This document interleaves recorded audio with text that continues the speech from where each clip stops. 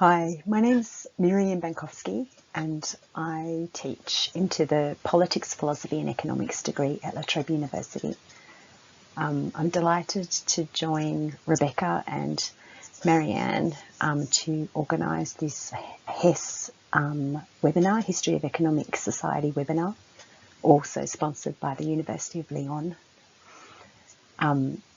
on reproductive rights in contemporary economics and the history of economic thought. We heard last week from Marianne in the opening webinar a really interesting presentation on the work of the wick cells in Sweden and their contributions to a defence of birth control and contraception as part of the broader suite of population studies. And this week, I'm going to try to build on Marianne's talk by looking at the following topic. Alfred Marshall weighs in on the Victorian family limitation debates, principles for improved living standards and the politics of voluntary restraint. And in so doing, I hope that we'll be able to see some similarities with the Swedish case that Marianne discussed, similarities between Britain and Sweden at a similar point in time, but we'll also see some differences, and I hope to return to a consideration of some of those similarities and differences towards the end. I should say too that unfortunately I'm not joining you on the Zoom link because of an imminent death in our family, which will mean that I will not be available tomorrow night, which is when the webinar is scheduled. So because I won't be able to be there, I'm recording this in advance. If students of Rebecca's University of Lyon Masters class have questions that you'd like to ask, or comments or feedback, please feel free to reach out to me on that address. Same goes for the webinar participants. Please do write to me and provide me with some feedback back, so I don't feel as if I'm speaking into the void. And any questions that you have, I'd be pleased to give it my best shot at responding to. For the French students, please feel free to write in French if you prefer. I do speak and write in French, not always very well, but I'll give it my best shot to reply to you in either bad French or good English. Please do reach out. And again, I'm really sorry to have caused inconvenience, but I hope you do understand.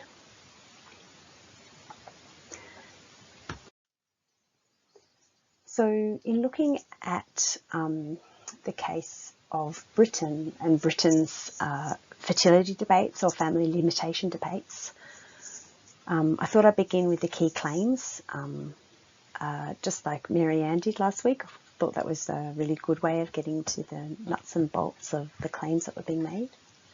So I think my key claims are as follows, and you will see them being developed over the course of the webinar. The first one is that in 19th century Britain, socio-political concerns about industrial poverty were articulated using the vocabulary of family limitation. At first it concerned agricultural poverty, but it soon developed into a concern with industrial working class poverty of the factory families. So concerns about poverty were posed in terms of family limitation, which is itself an interesting issue. The second key claim is that controversy existed about whether working class families should access contraception and abortion.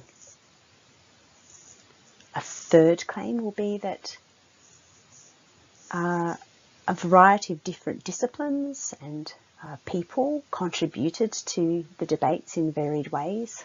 Medical practitioners, the clergy, feminist activists, economists, philosophers, working class leaders, and they all contributed to the debates in varied ways.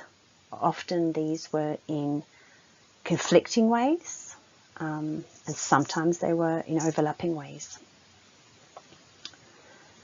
Amid these varied contributions to the family limitation debates, we will study Alfred Marshall's view as an example of a very important modern economist, probably the most influential British economist of this period. And we'll study Alfred Marshall's views to see how popular economic methodologies and positions were informed by socio-political concerns, dominant moral views, and eugenic evolutionary arguments like those developed by Charles Darwin. I found it interesting last week listening to Miriam. At one point she noted that the Wicksel's arguments in favour of contraception were not challenged by economists on moral grounds, but rather for overlooking the economics of population. What I think we'll find here is that Alfred Marshall's views on the family limitation debates are actually posed through the lens of a study of population health and strength, but they're not inseparable from moral and socio-political values of the day. So the economic positions are not able to be separated neatly out from the moral here. Potentially a point of difference, or perhaps the economists of population didn't really notice the moral arguments that were implicitly informing their work. So those are the key claims, and I think there are some resonances with the key claims that Miriam made last week too.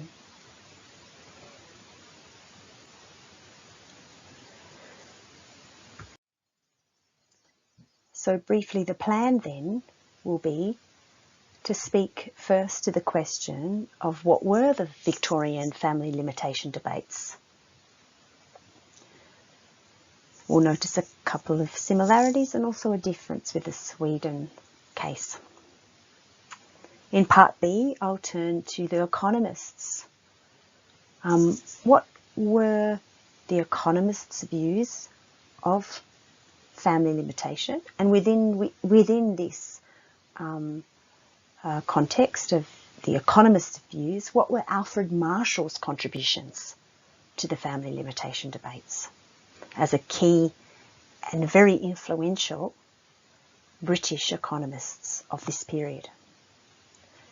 And in part C, I'll look at conclusions. What are the key characteristics of Victorian 19th century economics of reproduction?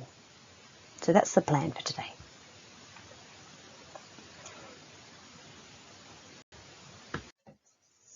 So part A, the Victorian family limitation debates.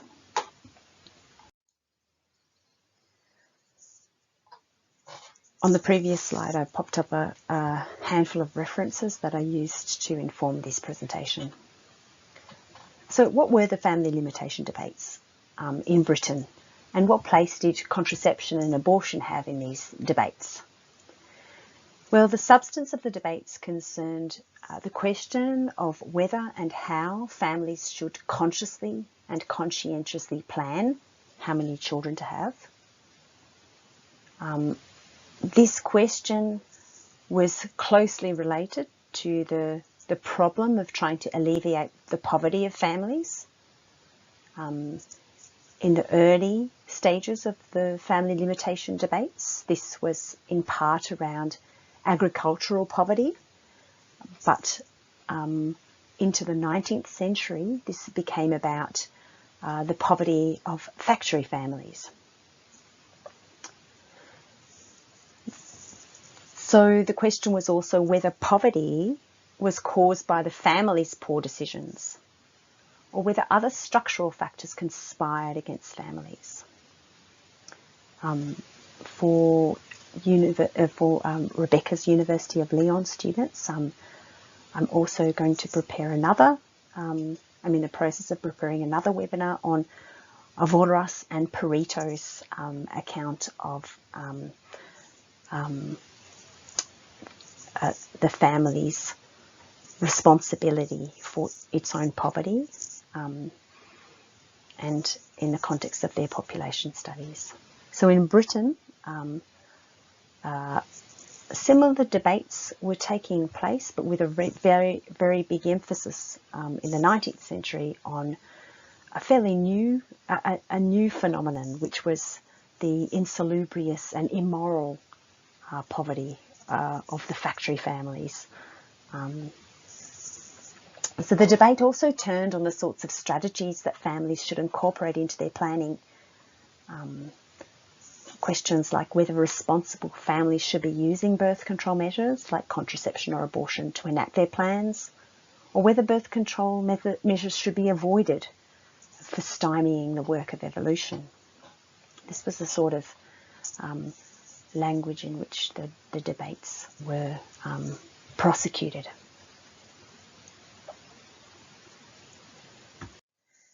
So why did the family limitation or birth control debates occur? These debates began in the early 19th century in England, and I'm following Langer here. I've popped the references in a list at the end. So initially attention was focused primarily on the agricultural poor, and this led to works like Malthus. Malthus's treatise on population in 1798, which focused primarily on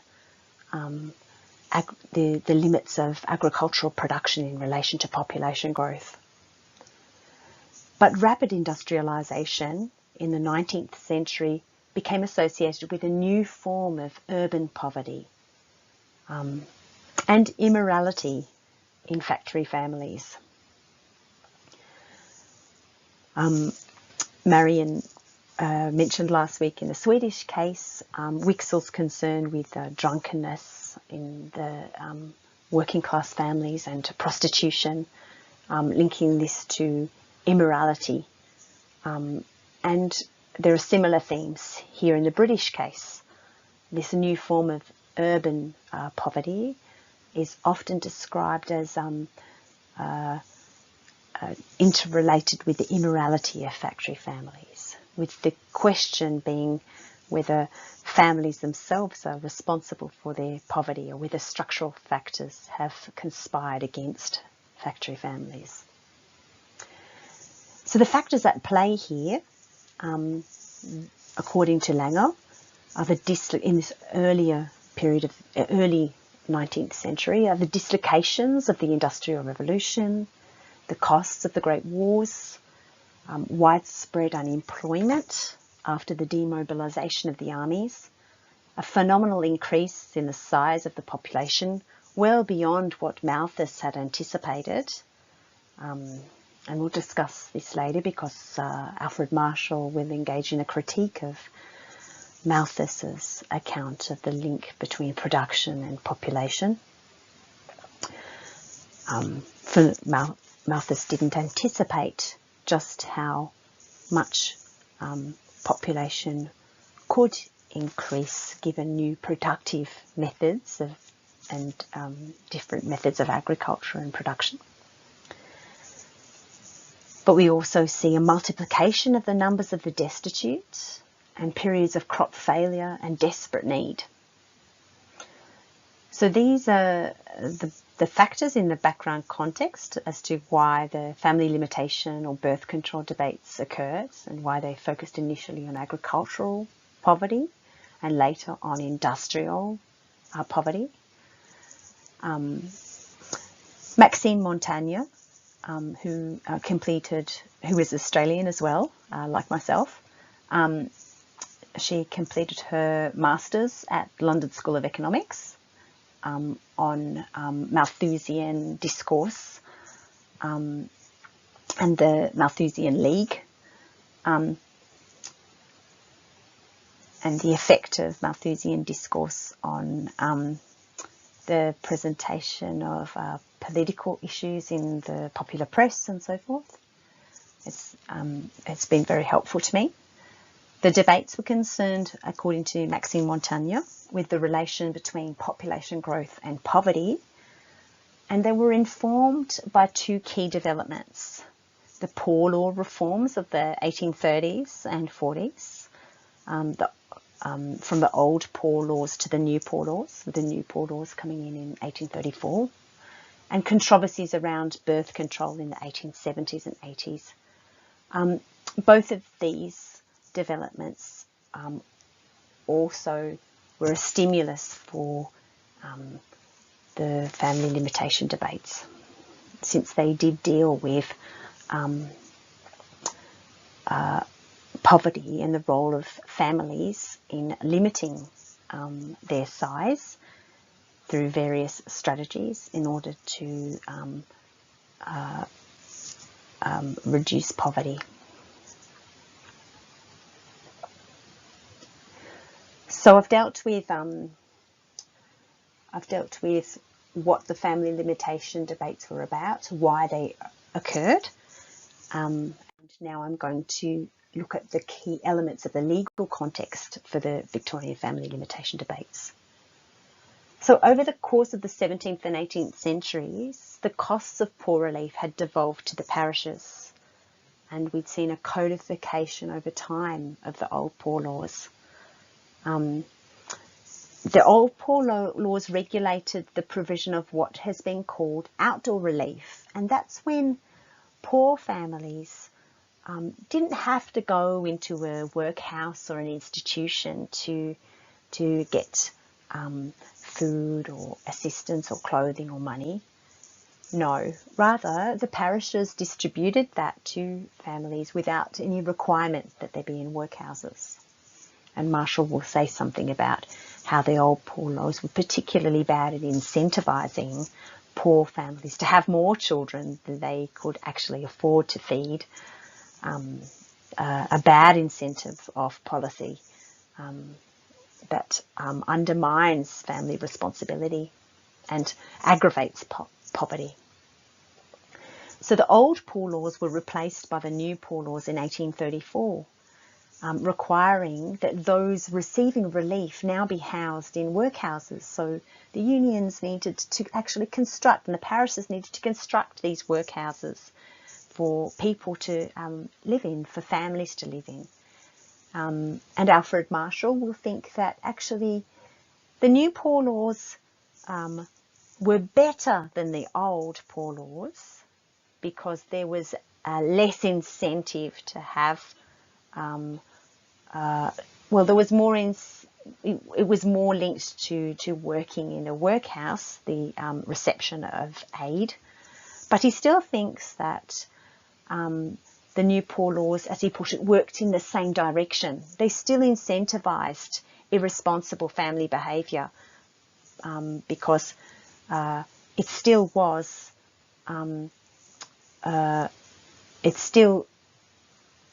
meant that families could do better by having more children than by working hard. So from the 13th century to the early 19th century in Britain, so that's one aspect. of the legal context. We've got these poor laws regulating the administration of relief to the agricultural poor, and then to the new urban poor, through the old poor laws and then the new poor laws. And that will be of interest to the economists like Alfred Marshall. From the 13th century to the early 19th century in Britain, we have another element of the legal context that's relevant here.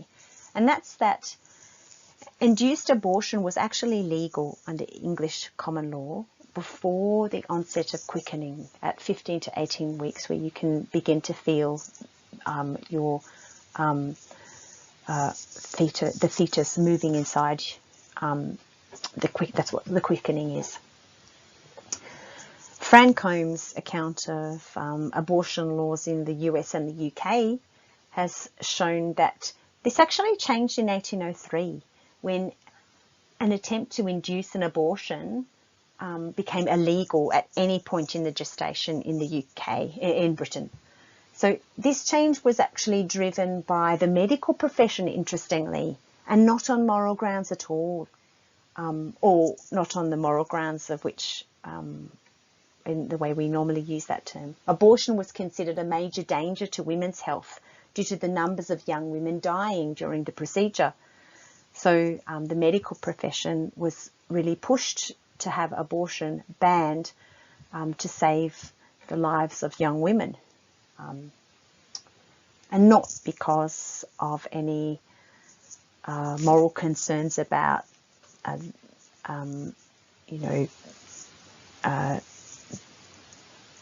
need to have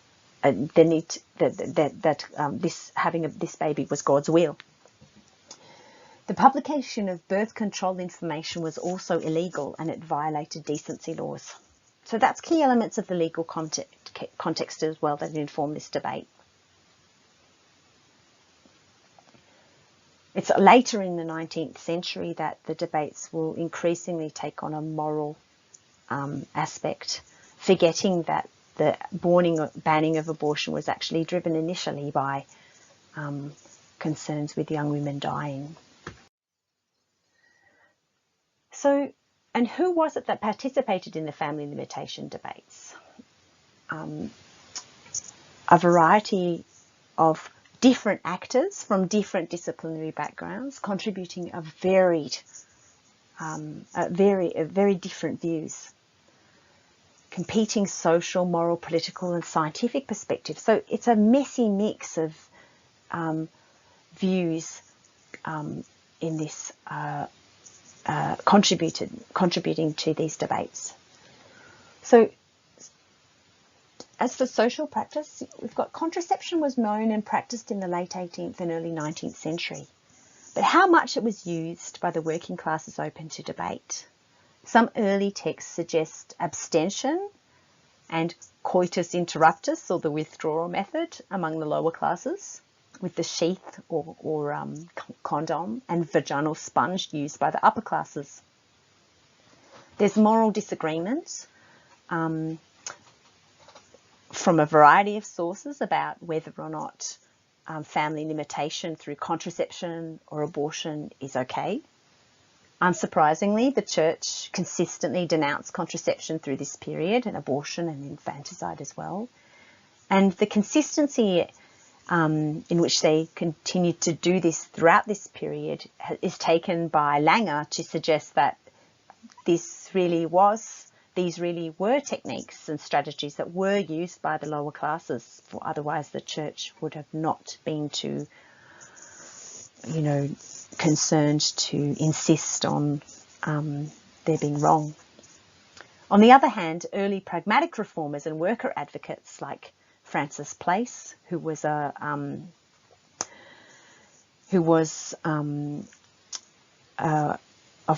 a humble background himself, of working class background, a friend eventually of Mill and Bentham and Robert Owen. He felt that moral restraint and the idea that you should willingly choose to marry late or abstain from having sex. He felt that moral restraint was illusory. He thought that wasn't the moral issue at all. Starvation of handloom workers was really the moral issue. And later, Charles Bradlaugh and Annie Besant would republish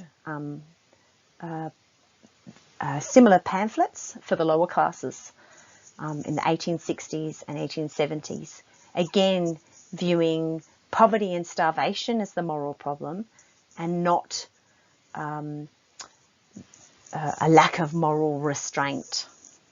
So we've got competing views about what morality means here too, and what the moral problem is that needs to be addressed. Still others, Richard Carlile, a journalist who was influenced by Francis Place, went further to make a case for the moral importance of freedom of sexual relations and not just poverty reduction. There were few who supported Richard Carlile in this because they knew just how controversial this view would be. To make a case for freedom of sexual relations at this point in history was incredibly controversial.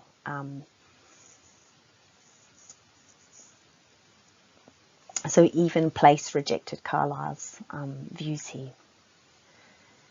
So there were also political governance concerns, shifting views on the viability of the old poor laws and their replacement with the new. I've mentioned already Alfred Marshall's views on these. There were also the political support of the pro-birth control view, tacitly afforded by influential persons. And Langer has pointed out that it's interesting that no prosecutions for publishing birth control material took place in Britain until 1877, even though Francis Place had done so, even though Richard Carlile had done so, even though Robert Owen had done so. It was only Charles Bradlaugh and Annie Besant who would be prosecuted as having contravened decency laws. Also interesting with respect to political governance is the view that of socialist leaders who had no truck with birth control platforms and were suspicious of any intellectual involvement in the affairs of workers. And Langer has an interesting account of why this was. And there's also scientific perspectives, the science of the day. As mentioned before, doctors supported banning abortion on medical grounds because too many young women were not surviving. This was the issue for them. Charles Darwin also argued, as we'll see, against both contraception and abortion for the working classes. As Pert and Levy have argued in 2008, finding an unpublished letter by Darwin refusing to provide testimony on behalf of Charles Bradlaugh and Annie Besant, who had asked him to speak to their case. Charles Darwin refused to speak to their case and instead explained why he felt that contraception and abortion for the working classes was wrong. Its use, he thought, would prevent the progress of evolution, which is a euphemism, if you like, for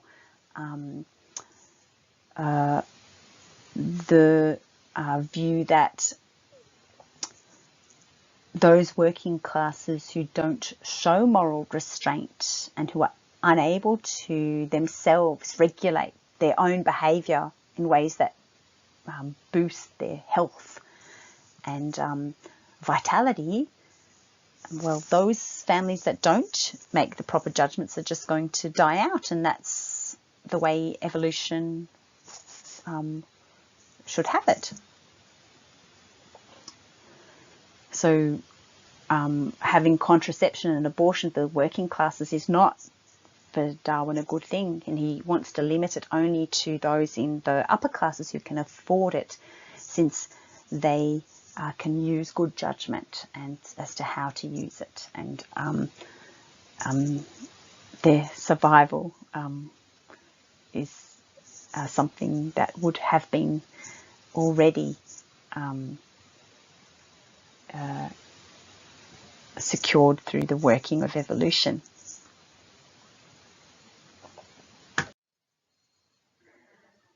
So now, having laid out that background in part A, looking at what were the family limitation debates about, what factors, why is it that they occurred, what was it that made these debates surface, and after having looked at what the various competing and overlapping contributions to those debates were along social, moral, political and scientific perspectives, we now should have a sense of the complexity of what I've referred to as family limitation debates in Britain in the late 18th century and across the 19th century, leading into Alfred Marshall's economic concern with poverty. So now in part B, we're ready to turn to the view of the economists and look at Alfred Marshall's contributions contextualized in relation to the views of other economists. I know you will have noticed on the previous slide when we looked at the different contributions to the debate, we looked at moral, political, social, and scientific, but we haven't yet looked at economic, the contributions of economists, and we'll find that it's not so easy to separate out the distinctly economic from the moral, the social, the political, and the scientific. We'll see that all of these vocabularies and perspectives, the messiness of the different disciplinary contributions to the debates actually do have some influence on Alfred Marshall's methodology and both methodology and evaluating aspects of his economics.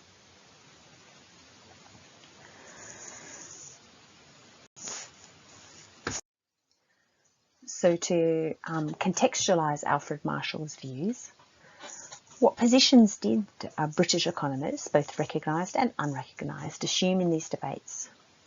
Well, Jeremy Bentham first broached the birth control topic in his discussion of improvement of the Poor Laws, and that makes a case for population limitation. Himes has argued that Bentham actually admits to the use of the sponge, although Langer feels the evidence is unconvincing. As for Malthus, in the famous treatise on population, Malthus argued that the root of family poverty lay with the lack of moral restraint of the lower class of agricultural workers. But Malthus did not advocate for contraception, and I'll deal with Malthus's arguments in a moment, since Alfred Marshall will both make use of those arguments but distance himself from certain aspects of them. James Mill and John Stuart Mill both advocated for birth control but sought to avoid controversy, so did not James Mill did not make his defence of birth control too obvious. James Mill and Bentham were both friends of Francis Place. J.S. Mill was actually apprehended by the police at the age of 17 for involvement in the Benthamite Circle's distribution of birth control pamphlets to the stricken handloom weavers who were basically starving as their jobs were replaced by industry. Annie Besant with Charles Bradlaugh was responsible for publishing pamphlets disseminating information about birth control to the working classes. And Annie Besant and Charles Bradlaugh were the first to be prosecuted under British law for contravention of decency laws, for publication of pornographic material. Now, Besant is not usually recognised as an economist, but according to norms of the time, but perhaps a feminist history of economic thought would, with more nuance, consider, the criteria for what counted as an economist and include Annie Besant. So she drew on Malthusian arguments to advocate in favour of birth control for the working classes as part of the Malthusian League. Again, I turn to Maxime Montaigne's thesis on this. Interestingly, The Law of Population, published in 1877, sold 175,000 copies by 1891. Which is quite incredible for the period. So we have a series of British economists who are engaging with the family limitation debates through the lens of the economy around the question of poverty. So the elements of Malthus's view, which Alfred Marshall will engage with when developing his own views on family limitation and family behaviour, are that agricultural productive output will increase in an arithmetic way. And an arithmetic increase is when the difference between two consecutive terms is consistent. So in the example that I've provided you with here, production is increasing by 1 unit in each period. 1, 2, 3, 4, 5, 6. So agricultural productive output increases arithmetically. For Malthus, this means the addition of only 1 additional unit of output every 25 years. That's what his measurements of output in relation to the progression of time suggests that agricultural productive output is arithmetic. The problem, though, is that the natural reproductive capabilities of humans, if unchecked by productive output, would allow a much larger capacity for population growth over a similar period. And he refers to this as geometric. So reproduction on the part of humans is geometric.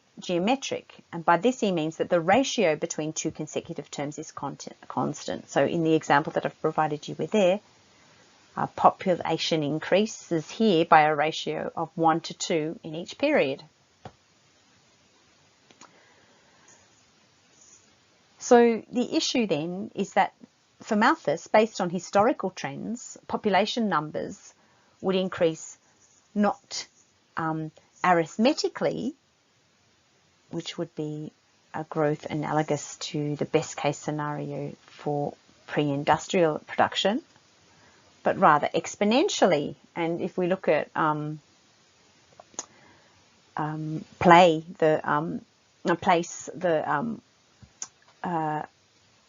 the advocate from the working class, from a humble background, who was a strong advocate of birth control. He married young at the age of 19 to his wife, who was 17, and they had 16 children. So you can see the issue. So Malthus's analysis of historical population statistics suggested a capacity for a doubling of brute numbers, 1-to-2 ratio, every 25 years. And the conclusion then is that population growth would be continually checked by a comparatively lesser capacity for production, which really could only support the subsistence of a significantly smaller population.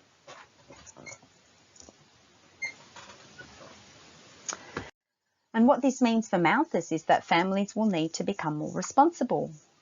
There will be 2 checks on population growth. He says the first check is a positive check on the lower classes. And he means by this that the family's inability to provide proper food and attention to its children will spontaneously increase its mortality rate. And a large proportion of people, predominantly infants, would die in distressing conditions. A preventative check on population in the middle class would also be a way of stymieing population growth. And this is when responsible families use foresight to avoid having further children, decreasing the rate of population through choice. But this is not a defence of contraception, it's a defence of good judgment. So the working classes are basically going to die in distressing conditions, and the those with foresight are not. So what did Alfred Marshall think of this? Well, Marshall, writing now the Principles of Economics in 1890, a good close to 100 years after Malthus, felt that Malthus had not anticipated the effect of new technologies on agricultural output, and that these new technologies could massively increase productive output at rates that were capable of sustaining rapid and even geometrical population growth. So 3-field crop rotation, machines like tractors, this sort of technology. But Marshall still accepts and agrees with Malthus that the solution lies in voluntary restraint. Marshall thinks that destitution still arises in the new industrial towns, and he agrees with Malthus that it's a moral restraint, voluntary restraint, consistent with moral norms, as he puts it, that will be important. To understand Alfred Marshall's view on family limitation, we need to understand his family economics. And if you are interested, I have written a paper on this that's been published in the Cambridge Journal of Economics on his family economics. So there are 2 methodological approaches that we can see in Marshall's work, and he applies these to at least 3 regularities of family behaviour. I've discussed 4 in the paper, but 3 seem relevant to family limitation here. So the 2 methodological approaches are as follows.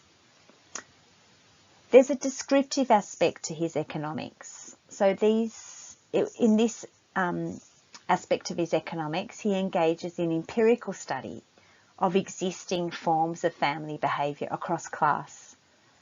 So he studies the relation between family income, family formation or the age of marriage, birth rates, infant mortality rates he takes as a proxy for life standard in my view, and education rates for children. But he doesn't just describe these regularities in family behaviour across class. He also evaluates them, and that's the interesting thing. This is an evaluative economics. He evaluates whether the class-based regularities are desirable and how we might improve them. And he proposes 2 principles to assess the regularities. The first is one of negative restriction. one must not enter into family life unless one can provide one's children with at least as good an education, physical and mental, as one had oneself. And the other is a positive obligation. One must enter family life. You can't choose not to. Just as soon as a sufficient ability to satisfy the first principle is achieved. So let's look at how this plays out in the descriptive studies of real family behaviour that he undertakes. Well, the first regularity he looks at are patterns in family formation. And he tracks the patterns in working class family formation as opposed to artisanal family formation, as opposed to aristocratic or upper class family formation. And he notes that working class families start earlier, at a younger age. Artisanal start a bit later, and working class and upper class families start later still. He doesn't find these patterns to be bad. Even though working class families have more children, he doesn't say this is a bad thing. He judges them to be acceptable because of the two principles that he discussed before on the prior slide. They satisfy the principles of negative restriction in the sense that working class families who have more children than artisanal families, because of the standard of living that their parents have enjoyed, they can more easily and quickly provide for their children at least as much as they themselves receive from their own parents, because the standard is lower. But in this way, standards will improve over time. So the artisanal family has become used to a higher standard of living than the working class, and so they're having children later and less children is also consistent with the principles of negative restriction. Note that this does involve a criticism of both old and new poor laws, because working class families start families earlier still under both old and new poor laws, which incentivise the having of children by the provision of relief. Marshall thinks he can say that the old and new poor laws are not good. Infant mortality rates, he says, as a proxy for life standard, are higher under both old and new poor laws. And although the effect of the new poor laws is not so bad as the effect of the old poor laws, they both still have bad effects. The second regularity for Marshall is a gendered division of market household labour in families. So the descriptive aspect of his economics involves having a look at who does what. And he finds mothers work mostly in the home, and fathers also work mostly in the market. He adds to this a claim without real evidence. A similar claim is found in Jevons, that the families of mothers who work within the home have higher infant mortality rates. Working mothers produce weaker children, according to both William Stanley Jevons and Alfred Marshall. And it's this evaluation, this then allows an evaluation. So we've seen the description, and now we see an evaluation. It's not good for mothers with children to be working within the market. They should be at home so that infant mortality rates will not will decrease. So this leads him to support policies to support women working in the home. The further extension of the Factory Acts, which were really for children, to limit children aged 11 to 14 to only half days in factories. He says the Factory Acts should be extended to include women with children, and Jevons agrees. He says something similar. And Marshall also defends gender-specific minimum wages, with a wage for men sufficient to support a housebound wife and child. Jevons doesn't agree with this, but Marshall still thinks that this will be good for infant mortality rates. As for the third regularity, this concerns patterns of family behaviour with respect to education or human capital provision. So his descriptive economics studies how much working class families invest in the education of their children.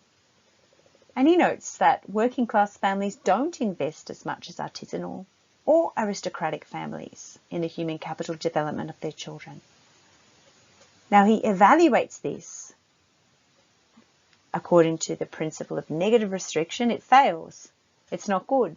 Marshall thinks there are 3 rules that should guide a family's investment in human capital, and working class families don't follow these ideal rules. These include A, that investing in one's children's education should take place if the benefits to labour productivity and higher faculties of the family exceed the costs.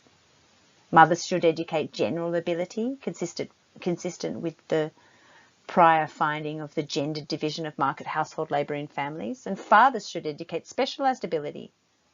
So the content of the education girls and boys receive should match their future social roles. And Marshall thinks that the working classes are deemed to be unable to distinctly realise the future and discounted at a low rate of interest, underinvesting in their children's education, and this is a moral failing.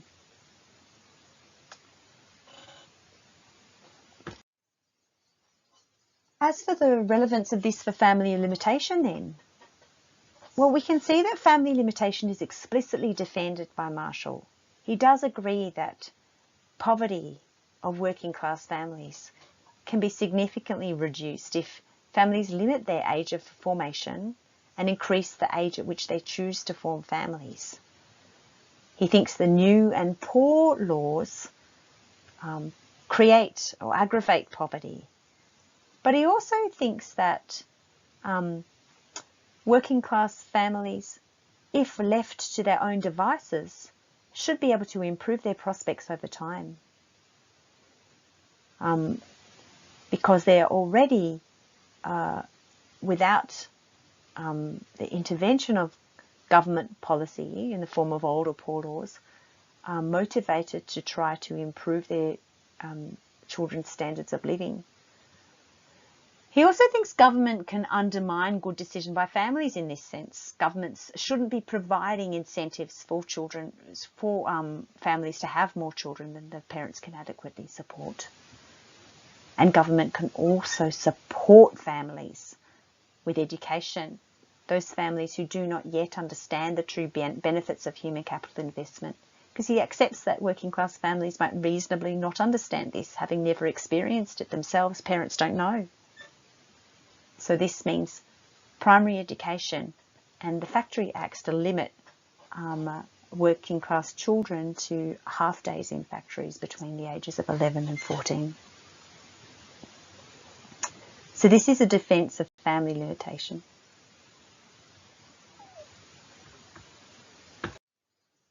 But he also equivocates too when it comes to the implications of family limitation for working class access to contraception and abortion. He doesn't think that contraception and abortion is the way to go. He agrees with Malthus. The family should avoid transgressing moral laws. But what's meant by moral laws then? Well, now we know from part 1 of our presentation. The clergy saw contraception in all forms to be immoral. All forms. So Marshall is effectively saying that family limitation is good for economic reasons because it increases living standards, but it should be done simply by working class people spontaneously deciding to get married later. What's also interesting is that Marshall felt there were some artisanal and aristocratic families who should be having more children than they did, because they could have easily, in his view, still supported those children to have a living standard at least as high as what parents themselves enjoyed. So we can assume that he wouldn't really have been in favour of well-off families alone having access to contraception and abortion, since these are the families that should have been having children. And in this he seems different to both Malthus and Darwin, who thought that good judgment shown by upper classes would permit them to access abortion in a manner consistent with evolution doing its job. We can see that, it's just an oddity in Marshall. So finally then, what can be said about the characteristics of Victorian 19th century economics of production, reproduction? Well, it's clearly concerned with the quality of population, its health and strength, its vitality, whether it's starving. It's concerned with poverty, and it's concerned with what it refers to as immorality on the part of the working classes. The traits Miriam mentioned last time, drunkenness, prostitution, and so forth. But the immorality also pertains to the having of children that one can't afford to feed. There are differences across the economists. Some view family limitation as something to be promoted through information disseminated to the working classes. Others, like Marshall, think that markets will reward families who spontaneously limit their procreation through good judgment, and that's the impact of evolutionary thinking on Marshall. We clearly see here how economic methodologies and economic position taking, the evaluation of descriptive findings, regularities, we can see clearly how these are informed by socio-political concerns, dominant moral views, and also eugenic evolutionary arguments like those developed by Charles Darwin.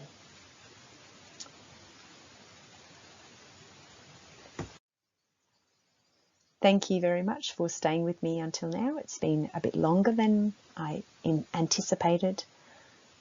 And please do send through any questions and feedback that you might have.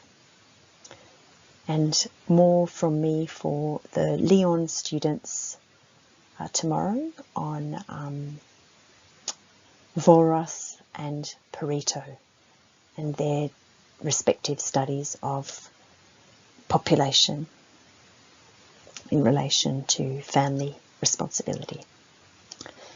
Thank you and good night.